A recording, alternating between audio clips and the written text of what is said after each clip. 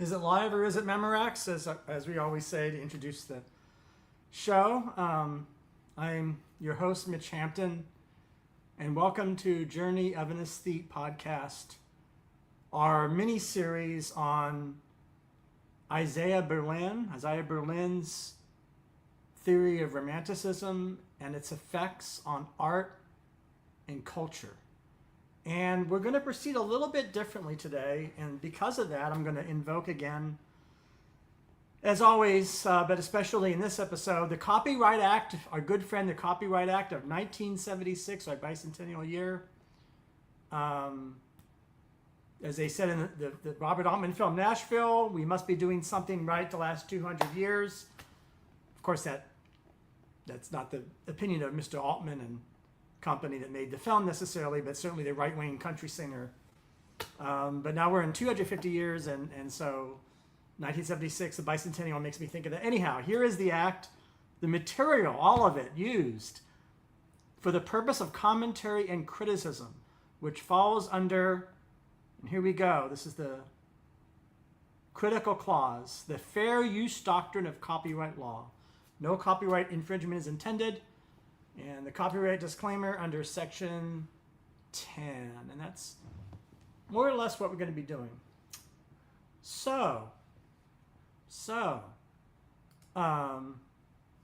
Section 10.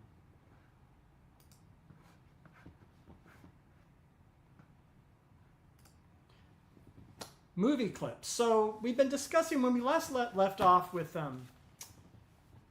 this text of Berlin's 1966, 64 through 66. He did the lecture series a couple of times in the States and in what they said, they would have said then England or Britain. And when we last left off, we indulged, or rather Berlin indulged in a sort of a free association of all of these descriptions of Romanticism, that it's Gothic, and then it's for the country, and it's for nature, and it's for will, and that's where we last started off. It went on for about 2 pages. You know, it's sort of this kind of grammar.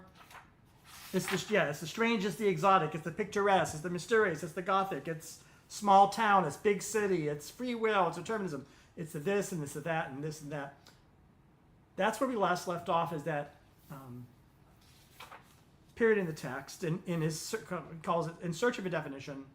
Today we're going to do a couple of things. We're going to show some clips that are all connected in various ways to sort of romantic feeling, thought, practice, ideology, maybe even, belief, poetics. And we're going to return to Berlin's text, and we're going to pick up a very brief discussion of Ludwig van Beethoven. And it's not very long, it's about a paragraph. And of course, it's going to allow us to understand this notion of what it is to express oneself freely as an act of will. And what is the relation of all of our emotions to art and culture, artistic representation, practice. And so our first clip here is, you can see this setting here. This is in a rural town. Looks like a kind of a gas station, ringing bell for service. This is from a wonderful film, first of our clips, by the great Bruce Beresford, and it's, of course, Tender Mercies, starring Robert Duvall as a more or less retired country and western star singer. And in this clip, there's some young fans of his who have a band, and they hunt him down and they hunt him down, and they come say hi to him. And Duvall expresses very beautifully in this scene kind of the romantic ethic. And we're going to get some other forms of that going forward. So here's Bruce Beresford's Tender Mercies, one of the great performances of the 80s. And since it's a 1983 movie, it was shot in 82. And so we're still in the realm of 70s style filmmaking, even though the year is 83. It's early enough. So I hope it's clear, that the audio and everything.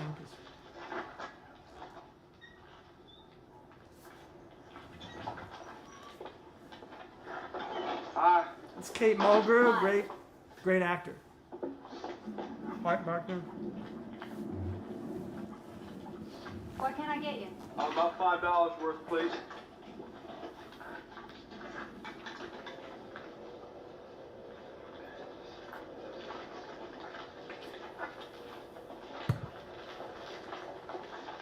Beautiful. Just beautiful. I don't Excuse even. me, is this where Matt's leg stays? Yeah. Ooh. Is he here? Yes.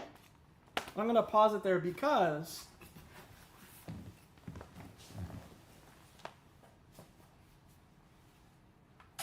my light fell over, which can happen.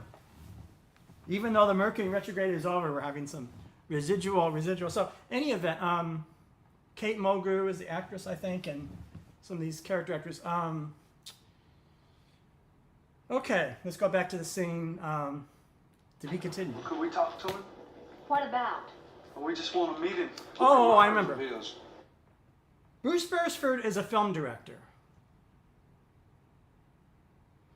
He's a great film director, okay? We're gonna, in a couple of minutes, we're gonna look at some Jane Campion and maybe a couple, and some Paul Morrissey when we get to Beethoven's nephew. But composition, so Romanticism, in the Romantic ethic, expression can be compositional and visual composition, landscape, people's faces. Look at the actor's face here, eyes, and it's all part of it. It's a very a director working at Bruce Beresford's level is thinking about all these things and expressing as much as he can the story. And we'll see in some of these. So we saw the story in the newspaper this morning, and well, we got a band. We'd just like to say hello and pay our respects. Yeah, we got all his records. We grew up on his music. He's great.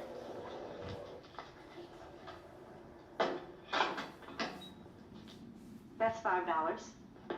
Come on, pay up. I'd like a beer. I paid for the gas last time. It's It's your turn. Pay us. Could we see him? I'll ask. All right. Look at that.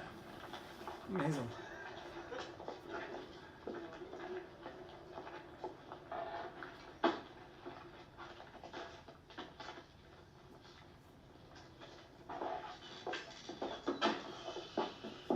Hello, boys. Hello, sir. Hey. I was telling this pretty lady here that This is my wife, Rosalie. pleased to know you, man. Hi. Very pleased to know you, man. We were saying we got a band, you know, and You 5 boys? yes, sir. I'm the manager. I play the guitar, and Marty's on bass, Steve's on the fiddle, Henry plays the steel, and Jake's drums. Who does your vocals? Well, we all take turns on that. You've been a real inspiration to us all. That's most gratifying to hear. When you gonna start singing again, sir? I'm not going to start singing again, son. I've lost it. You don't miss singing? No. Oh, I miss some things, but I don't miss a lot of it. So, hey, we'll come listen to you some night. Hey, we sure would like that. Hey, we wonder if you have any advice for us.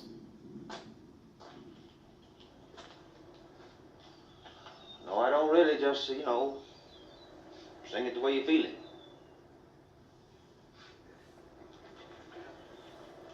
Pleased to know you. Nice to meet you. Nice to meet you. All right, go on.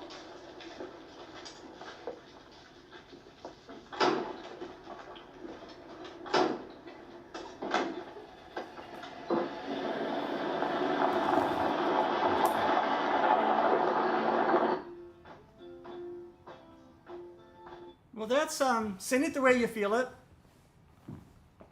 Play what you feel.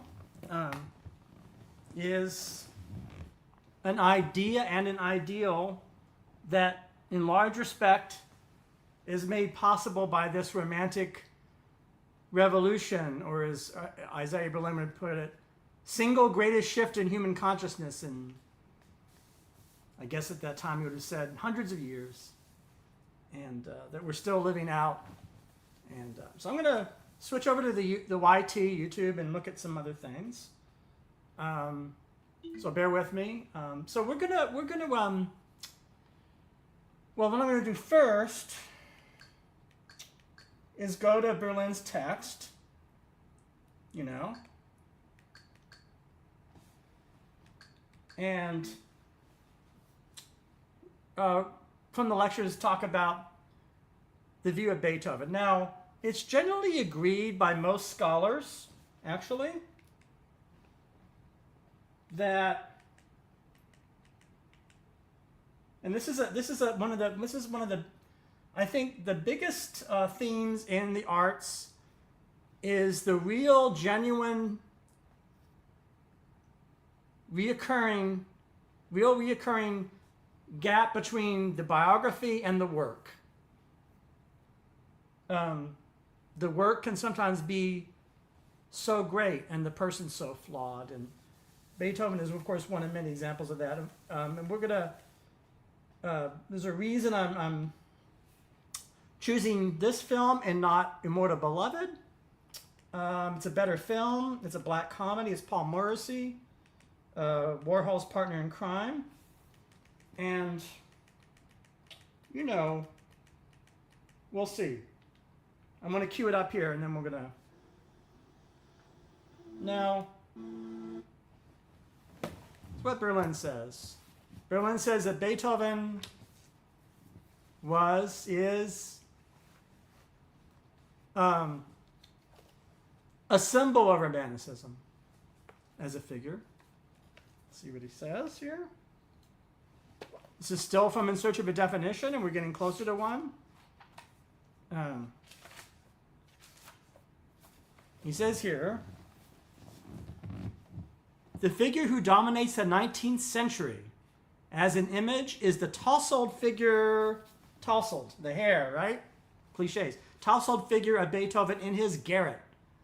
It's an old cliche stereotype of the artist in their garret, working away, right? The garret. Beethoven is a man who does what is in him. He is poor, he is ignorant, he is boorish. It's really important. Poor, ignorant, and boorish. So he's not only without means, he's not only that he comes from the working class, or even as some of these German individuals do, but he's ignorant, meaning not so well educated, and boorish. His manners are bad. He knows little. And he's perhaps not a very interesting figure. So Berlin even goes further. He says, you won't want to spend any time with him.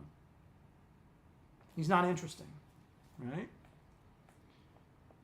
His manners are bad. Was not a very interesting figure, apart from the inspiration which drives him forward. So there's this thing inside of him. I said all these negative things about Beethoven. In fact, if you read a biography of Beethoven, he proposed to 10 women, and they all turned him down, you know. Just really unlucky in many respects. Suffered from lifelong disease and illness of the bowels, and of course going deaf. This period when he writes the Ninth Symphony. But there's this thing inside of him that is great. But he is not sold out. So this is in 1965. Berlin is using the term sellout, which was not used as often then as it would be in subsequent decades, you know, as a cliche. He sits in his garret and he creates. He creates in accordance with the light which is within him, the inner light. And that is all a man should do. That is what makes a man a hero. Even if he is not a genius like Beethoven, even if, like the hero of Balzac's, it's a very important story. You've got to read from the Human Comedy, Comedy Humaine, the unknown masterpiece, Le Chef d'Oeuvre Inconnu, which is about a crazy painter. The hero of Balzac's story is mad, says he covers his canvas with paints, so that in the end there is nothing intelligible at all. Now, Balzac's writing in the 19th century, so this is not Jackson Pollock, right? And yet, 100 years of his time, ahead of the time, right? Covers his canvas with paint, so in the end there's nothing intelligible, just a fearful confusion of unintelligible and irrational paint. Even then, this figure is worthy of more than pity. Why? Because he is a man who has dedicated himself to an ideal, who has thrown away the world, who represents the most heroic, the most self-sacrificing, the most splendid qualities which a human being can have.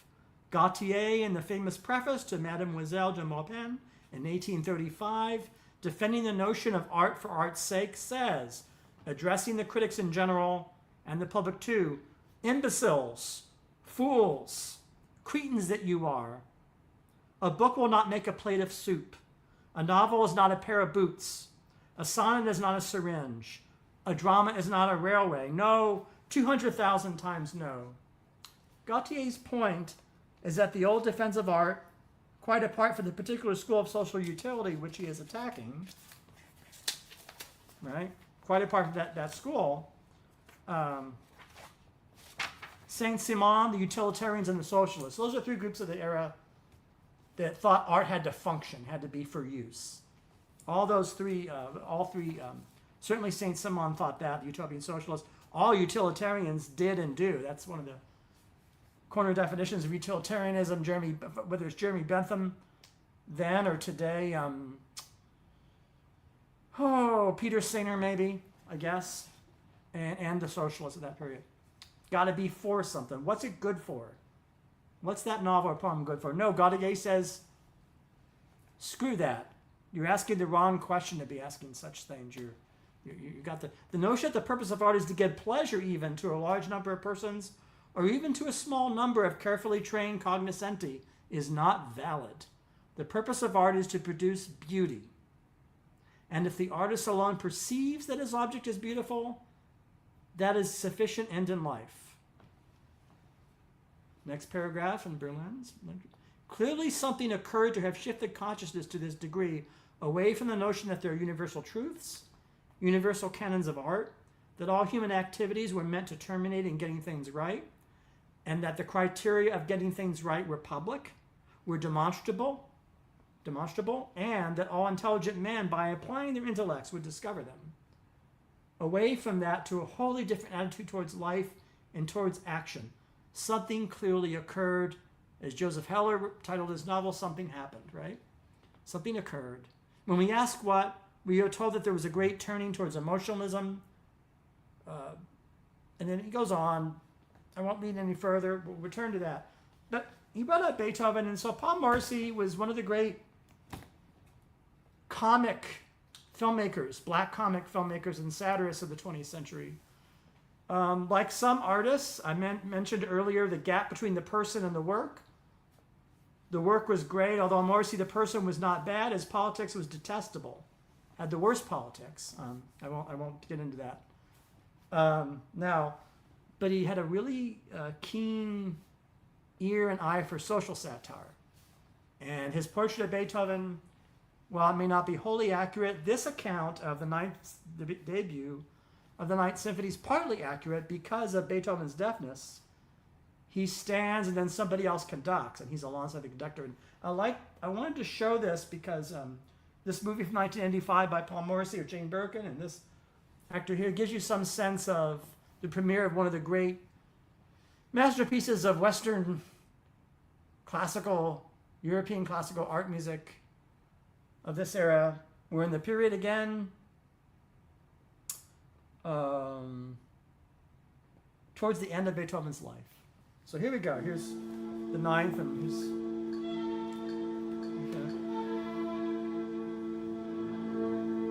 this is the set.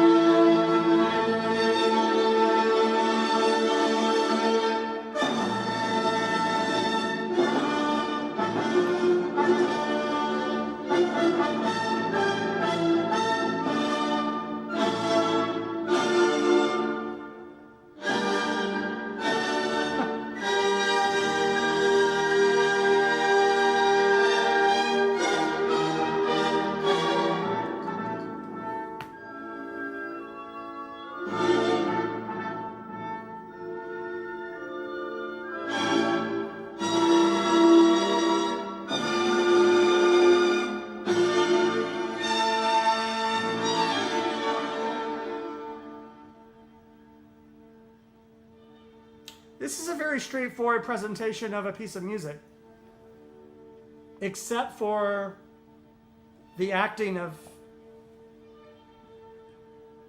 the actor playing Beethoven. It's not so straightforward. It's Jane Berkeley.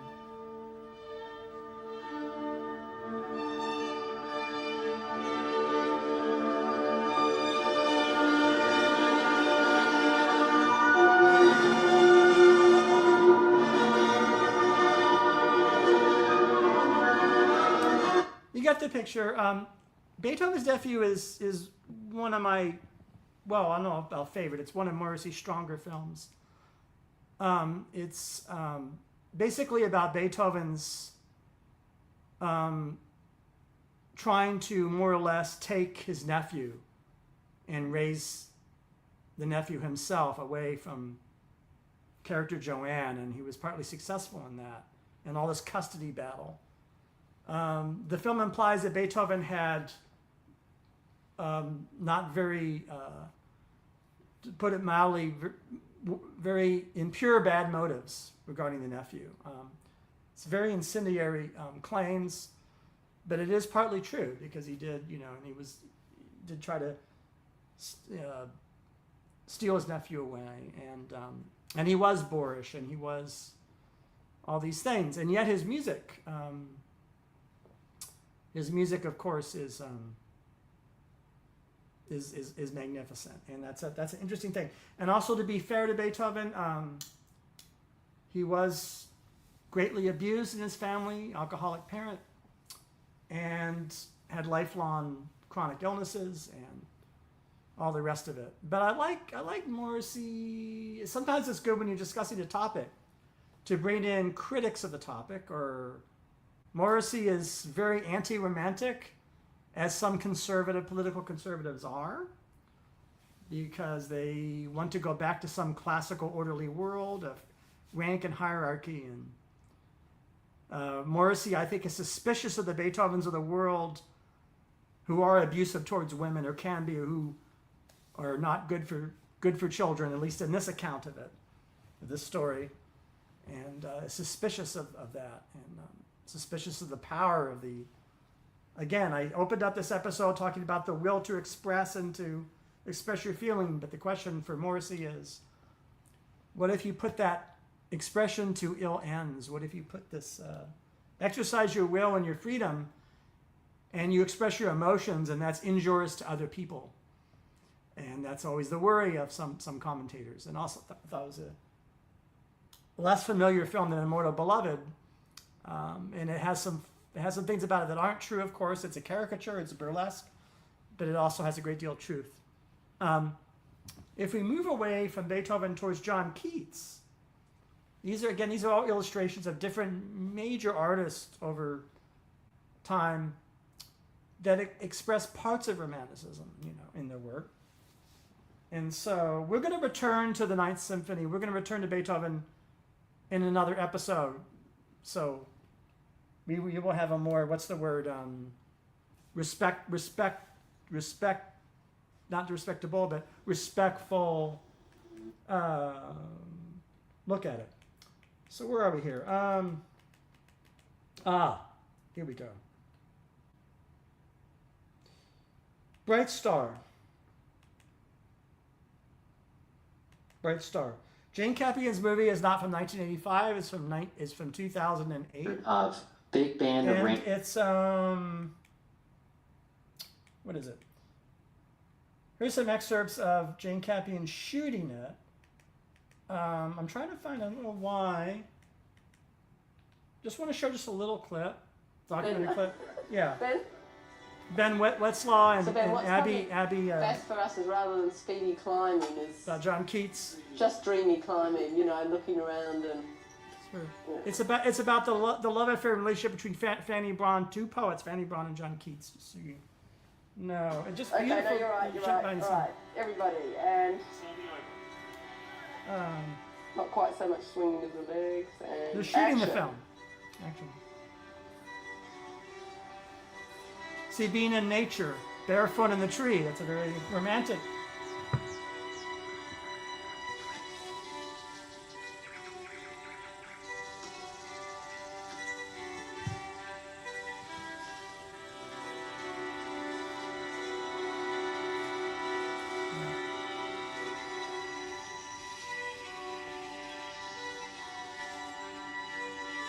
that.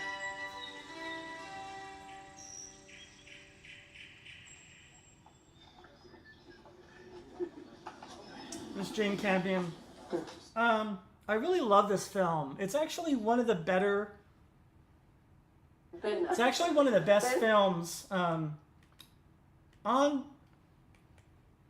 creative artist, actually.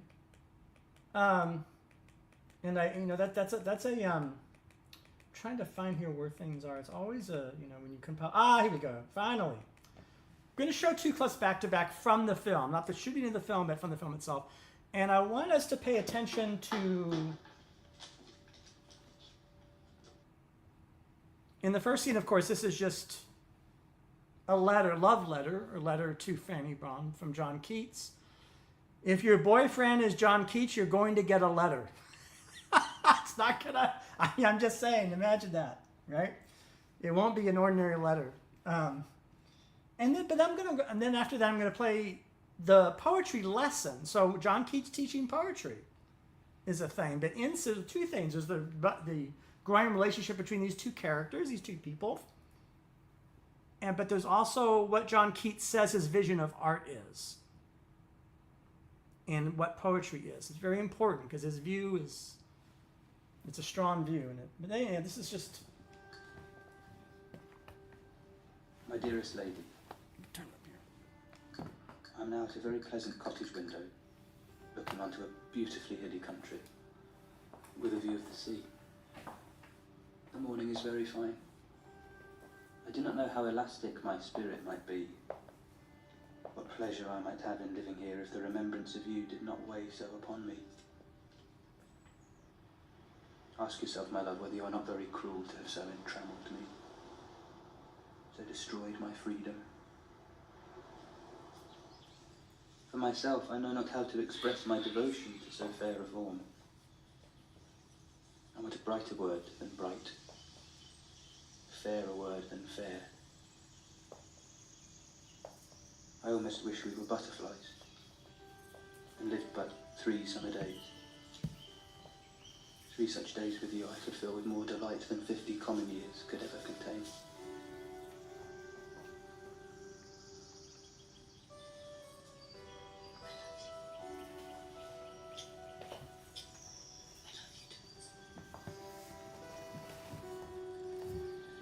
When you confess this in a letter, you must write immediately and do all you can to console me in it. Make it rich as a draught of poppies to intoxicate me. Write the softest words and kiss them, that I may at least touch my lips where yours have been. Okay, that. This is the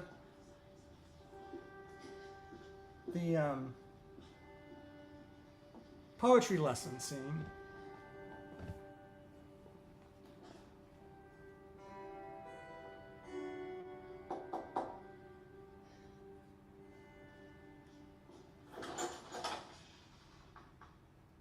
Come from my poetry class. Your poetry class? Poetry classes? Keats, are we teaching poetry today? I don't disturb. Take a seat. Have a look at that. A poet is not at all poetical. He is the most unpoetical thing in existence. He has. So a poet is unpoetic. He's the most unpoetical thing in existence. So this is the mode of the romantic spirit, is to take all the obvious things that one thinks of and say, not that, in much the same way as in Berlin's example. That art is not for this. It's not to please the audience. It's not, so a lot of negatives. So goes on in that vein. It's not poetical. It's continually filling some other body. The sun, the moon. I cannot restrain my credibility longer. Miss Brawne, is this really you, or are you acting? It's really me. Charles, Pupil. Desist or depart. Apologies.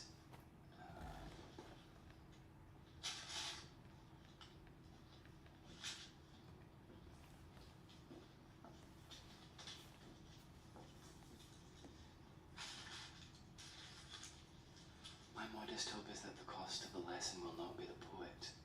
The cost of the lesson is that Mr. Keats will forthwith discuss poetry with me. You don't mean to read the poems? Until I know all the poets and poems in the world, since I've nothing to do. Yeah, I'm gonna I bow to continue with this. It's important, I think.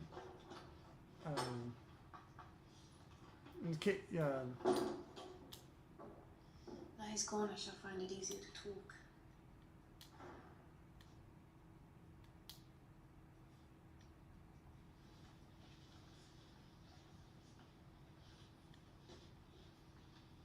Notice the beats here. You say something of the craft. Craft of poetry.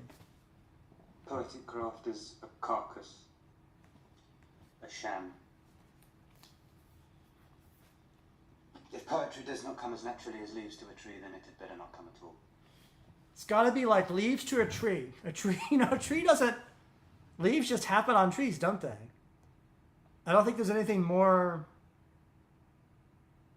necessary, inevitable than leaves on the tree, right? And the poetry must come like that with that ease, and it's leave to a tree.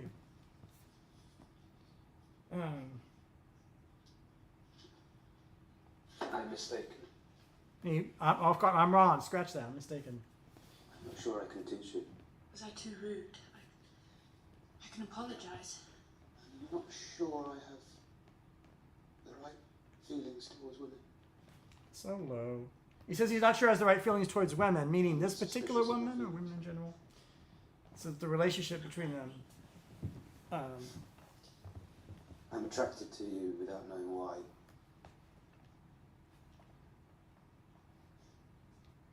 All women confuse me, even my mother.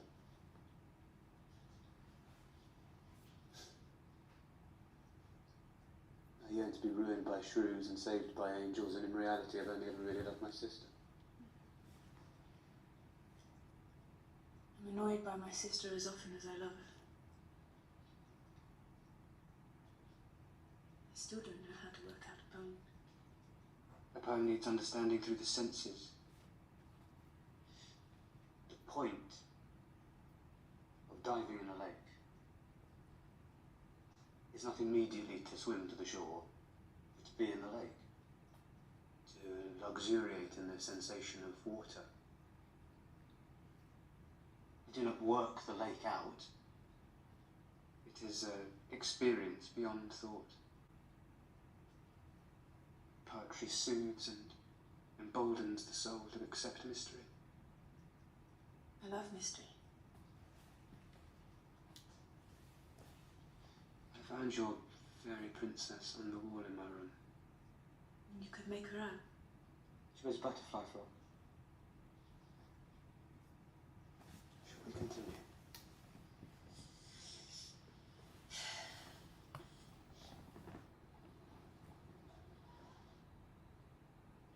All right.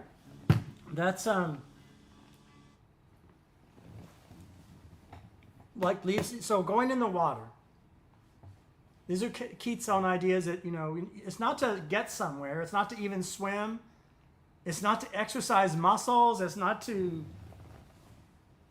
the experience of the water itself. The experience of the sunshine on one's body. It's the nature of experience itself, which of course is the fact that we are conscious, living spiritual beings.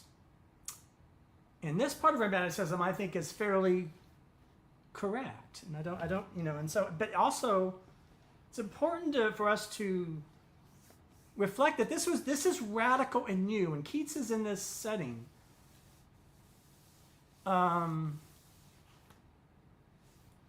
This was, again, when we're going to cover go back to the Enlightenment, Romanticism is in part a reaction to the Enlightenment. a quarrel, an argument with the Enlightenment, a response to the Enlightenment of the 18th century.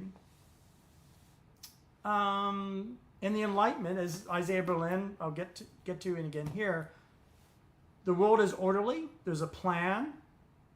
The two metaphors he uses is of a jigsaw puzzle and a structure to things, are Berlin's two phrases. And in this very clip, John Keats says, figuring something out. No, you want to embrace mystery and not, so it's not goal-oriented. It's experiential, and that's kind of a view of art, that's kind of a view of life in Romanticism. And I sort of feel like, in a way, that having seen these two clips from Jane Campion's Brightstar, that I think we might conclude here and make this somewhat a shorter episode, because I think we get a sense into Beethoven and Keats.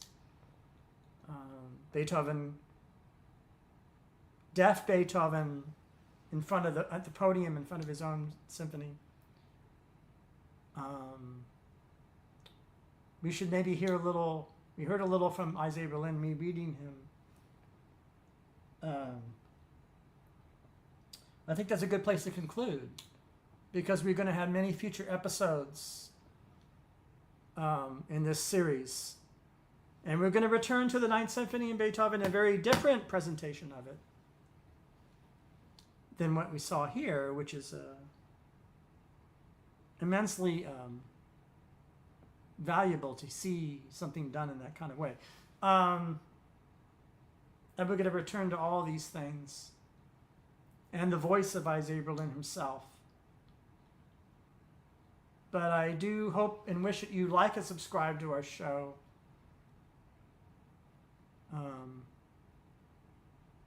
And have a great weekend if you can. And again, in future episodes, we're going to look at other clips of other movies from other time periods.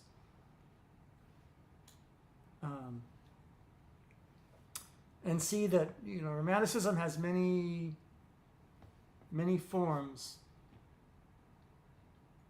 And thank you.